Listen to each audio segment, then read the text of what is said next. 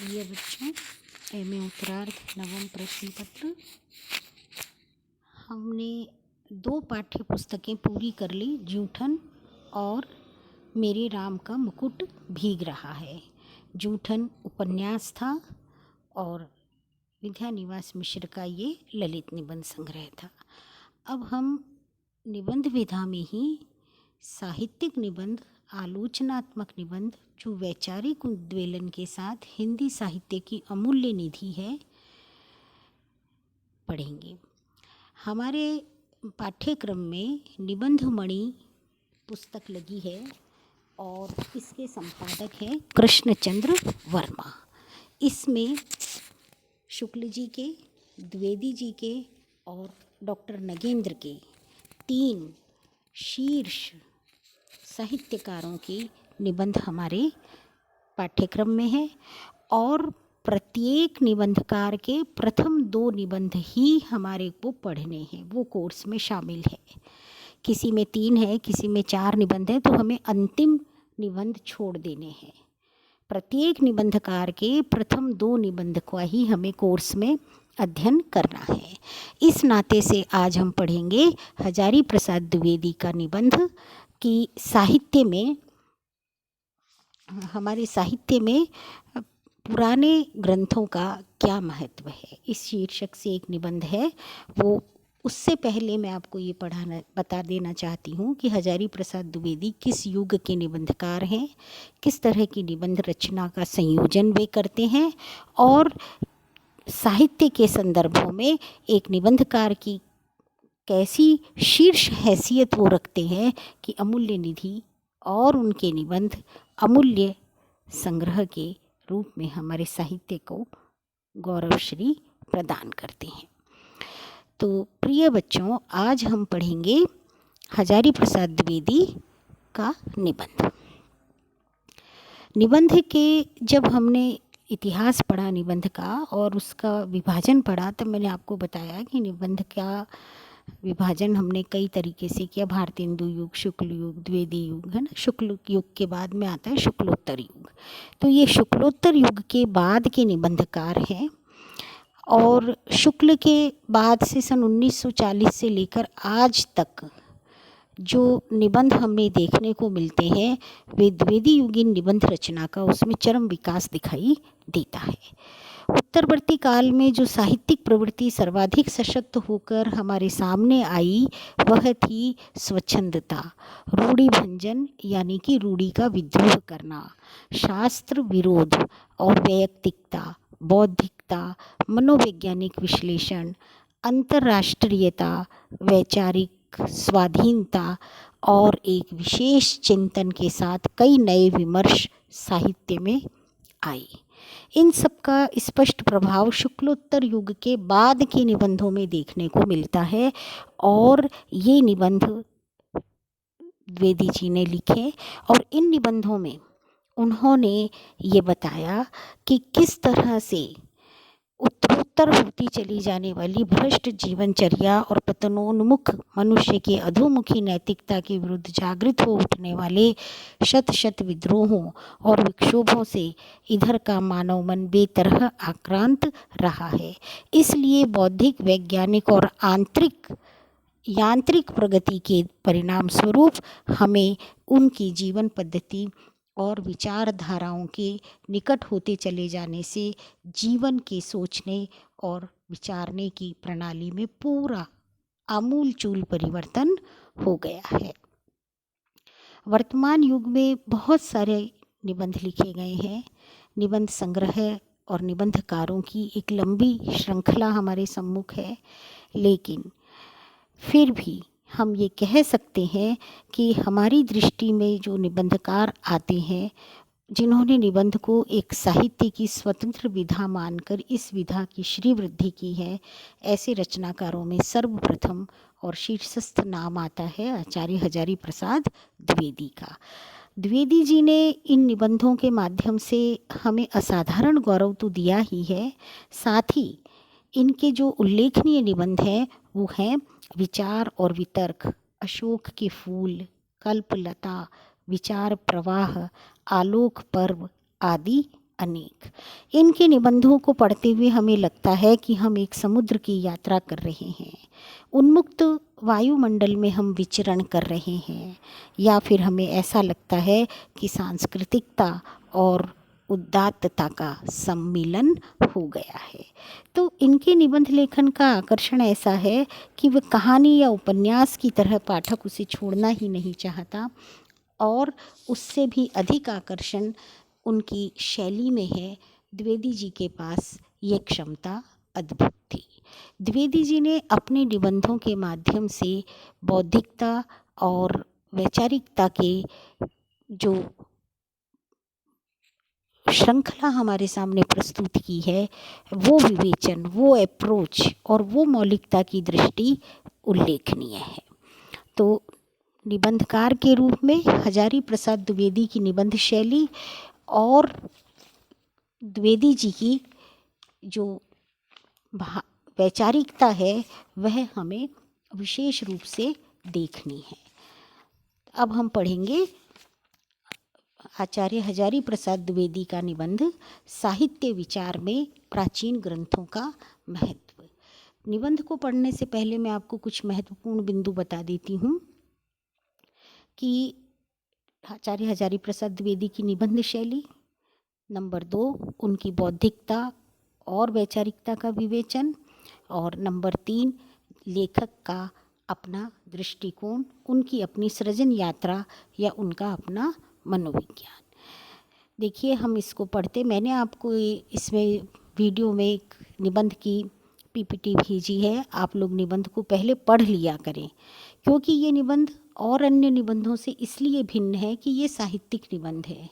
ये साहित्यिक निबंध आलोचनात्मक दृष्टि से पढ़े जाते हैं, विवेचनात्मक दृष्टि से पढ़े जाते हैं, और हमारी पूरी जीवन पद्धति से जुड़े हमारे धार्मिक ग्रंथों के साथ में साहित्यिक विचारों के आदान प्रदान का जो बाजार है उसे स्पष्ट करता है।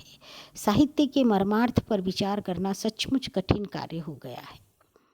लेखक के बारे में इतनी विरुद्ध राय सुनने को मिलती है कि कभी कभी आशंका होती है साहित्य का मूल्यांकन करना कोई शास्त्रीय विषय है भी या नहीं। कभी कभी ऐसे आचार्यों और सहृदयों से भी मतभेद हो जाता है जिनके ज्ञान और अनुभव के विषय में हृदय में अपार श्रद्धा रहती है। फिर ऐसे मित्रों से भी मतभेद हो जाता है जिनकी बहुज्ञता से पूरी तरह परिचित रहता हूँ। ऐसे समय मन में बड़ी दुविधा का भाव पैदा होता है, क्या मेरी भ्रांत धारणा ही इसका कारण है या परपक्ष की कोई कमी इसका सेतु है। इस तरह से ये इन्होंने निबंध का प्रारंभ किया है कि हम कभी कभी इतना मंथन होता है साहित्य में एक विचार का, एक विचारधारा का, एक लेखकीय शैली का, कि उस मंथन से निकलने वाली फैनिल राशि में हम डुबक जाते हैं और किसी निष्कर्ष पर नहीं पहुंच पाते हैं। इसलिए लेखक ने ऐसे गूढ़ विषय को चुना जिस पर कि एक आलोचना की, एक वैचारिक विश्लेषण की, विवेचन की आवश्यकता थी।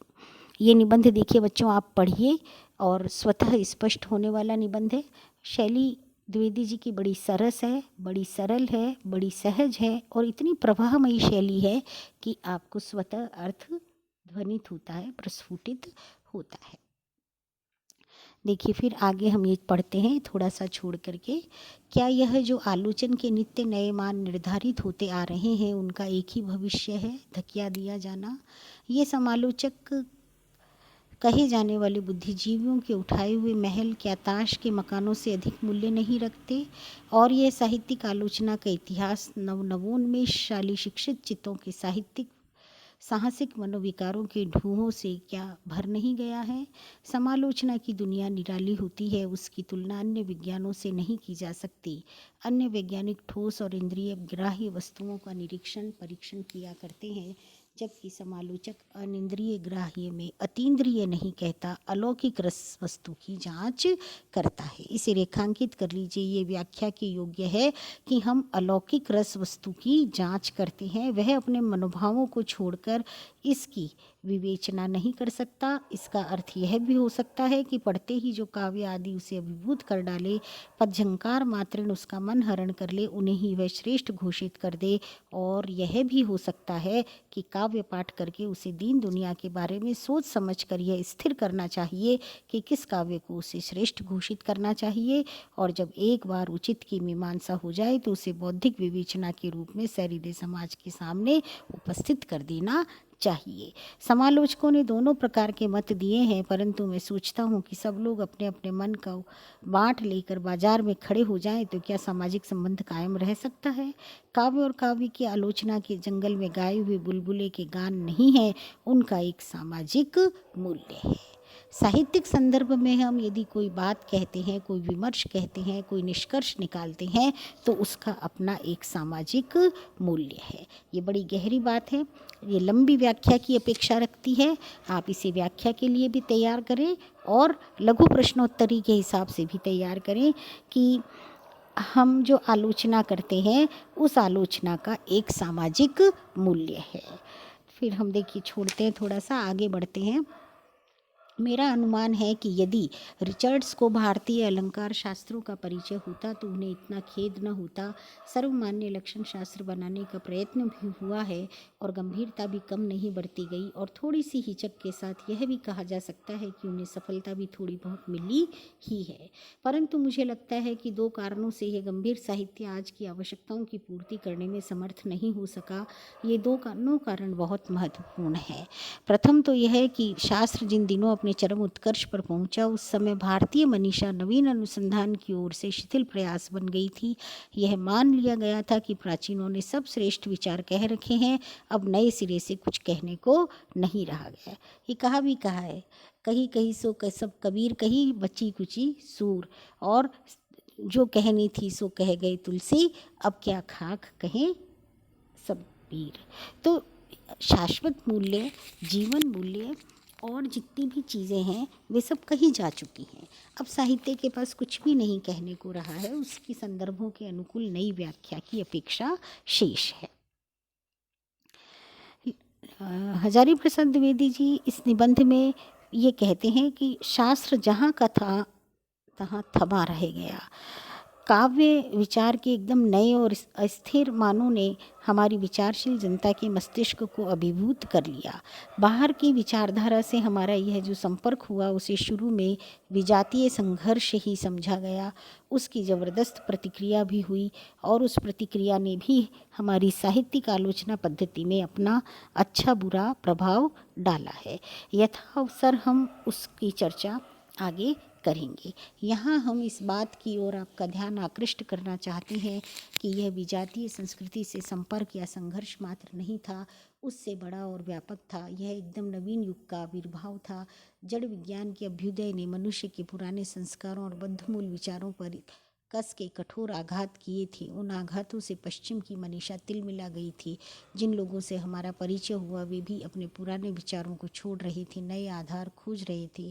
थोड़ा परिचय गाढ़ होते ही हमारे देश के नए शिक्षितों ने अनुभव किया कि सभी नए विचार ईसाइयत या अंग्रेजियत की ही देन नहीं है, बहुत कुछ नए विज्ञान की और उस नए विज्ञान से उत्पन्न नई परिस्थिति की देन है।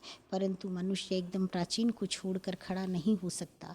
पश्चिम की विचारकों को भी अपने देश के पुराने विचारों के आधार नीचे से प्रभावित करते रहे हैं। विचारों की विकास परंपरा की जानकारी के द्वारा जो ऐतिहासिक दृष्टि देश में प्रतिष्ठित हुई, वह यद्यपि नवीन युग की देन थी, परंतु वह संपूर्ण रूप से विदेशी थी, क्योंकि उसका प्रभाव पश्चिमी मनुष्यों की विचार श्रृंखला के भीतर से स्थिर किया गया था और इस देश के विचारकों का उसमें कोई स्थान नहीं था। इस प्रकार हमारी विचार परंपरा का स्रोत पहले तो अज्ञान के कारण सूख गया, बाद में उपेक्षा के कारण भुला दिया गया। हमारी विचारिक परंपरा क्यों उदासीन रही, उपेक्षित रही? इसका कारण है कि हमने पहले तो अज्ञान था और बाद में हमने उसकी उपेक्षा कर दी। तो भारतीय सहृदय एकदम विचित्र परिस्थिति में पड़ गया। संस्कृत की पढ़ाई अब भी पुराने ढंग से चल रही थी और स्तब्ध मनोवृत्ति और भी स्तब्ध हो गई। किसी से न नवीनतम समस्याओं के बारे में पुराने पंडित की राय पूछी भी नहीं, पूछने की ज़रूरत भी नहीं समझी, और पुराना पंडित सब ओर से उपेक्षित होकर अपनी पोथियों की संकुचित सीमा में अधिकाधिक सिमटता चला गया। तो देश की विचारशील लोगों को यह अवस्था कष्टदायक लगी। भाव माना से अपने देश को समझने समझाने की आवश्यकता पर जोर दिया गया। विशेषज्ञों का एक दल, जिनमें विदेशी पंडितों का महत्वपूर्ण स्थान था, अपने देश की विधा का अध्ययन करते हुए लुप्त होती हुई सामग्री का उद्धार करने में लग गया। बहुत कुछ बचाया जा सका, बहुत कुछ उबारा जा सका, परंतु इन विषयों का उस प्रकार उपयोग नहीं किया जा सका जिस प्रकार जीवन रस देने वाले साहित्य का होना चाहिए। लेखक फिर आगे कहता है, सामाजिक पटभूमि से विच्छिन्न होकर हमारे प्राचीन ग्रंथ केवल प्रदर्शनीय की वस्तु रह गए। उसकी अधिक से अधिक उपयोग केवल इतना ही समझा गया कि उनसे भारतीय प्राचीन साहित्य के अध्ययन में सहायता मिलती है।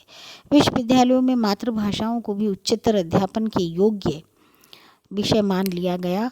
तब से प्राचीन साहित्य और प्राचीन अलंकार ग्रंथों के पठन पाठन की अधिकाधिक रुचि उत्पन्न हुई। नाना कारणों से नई कविता में ऐसी अनेक नई बातें आ गई है जो पुराने अलंकारिकों के सामने नहीं थी, और नए कवियों के सामने ऐसी समस्याएं जब नहीं है जो पुराने कवि के सामने थी। सहृदय भी अब पुराना दरबारी या विलासी नागरिक नहीं है। मशीनों ने दुनिया में नई क्रांति ला दी है। जब जब तब्दीली होती है तब तब प्रगति होती है, और जब जब प्रगति होती है तब तब जीवन की पद्धति बदल जाती है, और इस पद्धति के बदलने से वैचारिक मूल्य बदलते हैं, सामाजिक संरचना बदलती है, और व्यक्ति का पूरा प्रोफाइल भी बदल जाता है। तो ये यहाँ पर हजारी प्रसाद द्विवेदी ने ये कहा है कि जब मशीनों ने दुनिया में नई क्रांति ला दी, तब अब कविता को कान से सुनने की चीज़ न रहकर आँख से पढ़ने की चीज़ बन गई है। प्रिंट मीडिया आ गया, पुस्तकें छपने लगी और पुस्तकों के दाम कम होने लगे, क्योंकि अब सुविधाएं बढ़ गई थी, तो जनमानस तक पठनीय सामग्री पहुंचने लगी थी। इस तरह से झंकार के भुलावे में पाठक कभी नहीं आता है, और आँख से पढ़ने के बाद कविता में सार खोजता है। वह आवेग कंपित कम होता है और बुद्धि चालित अधिक होता है। पहले जब हम कविता सुनते थे, खाली सुनते थे, पढ़ी जाती थी, पूरे चौराहों पे, चौपालों पे, सम्मेलनों में काव्य पाठ होता था, रस की वर्षा होती थी, कानों में जो आनंद होता था वह उसकी वाणी और उस वाणी के पाठ के माध्यम से जब हम तक संप्रेषण होता था तो अर्थ गुंजायमान रहता था, और कई कई महीनों तक उसकी छवि या लोक कर्ण हमें कंठस्थ हो जाया करती थी।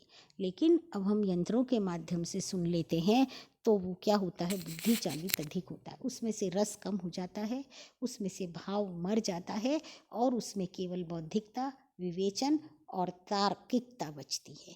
जब विवेचन में केवल बुद्धि और तर्क का प्राधान्य हो जाता है बच्चों, तब वह तो हमें एक विश्लेषणवादी, एक आलोचनावादी दृष्टि देती है। और हजारी प्रसाद द्विवेदी के सारे निबंध इसी तरह के निबंध हैं।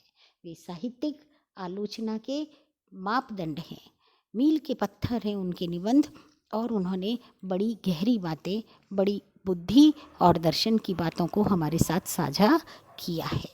आगे देखिए, निबंधकार कहता है, जिस प्रकार नोट या सिक्का बाजार के व्यवहार में मूल्य का प्रतीक है, उसी तरह शब्द मनुष्य के सामाजिक संबंधों के प्रतीक है। शब्द और अर्थ के साहित्य को लेकर कारोबार करने वाली विद्या निश्चित रूप से मनुष्य के सामाजिक रूप की व्याख्या करती है। इसलिए साहित्य के अध्ययन में केवल पोथी में लिखे हुए लक्षण ही नहीं, बल्कि बृहत्तर मानव समाज का भी परिचय आवश्यक है। पुराने अलंकार ग्रंथों के काव्य विषयक विचार समझने के लिए भी इसकी जानकारी आवश्यक है। ध्वनि संप्रदाय की प्रतिष्ठा के बाद इस देश के अलंकारिक प्राय अनेक विषयों पर एक हो सके थे, और मोटे तौर पर यह मान लिया जा सका था कि शब्द और अर्थ साहित्य की चारुता और रसबोध के संबंध में उन्होंने एक सामान्य स्टैंडर्ड उद्भासित कर लिया है।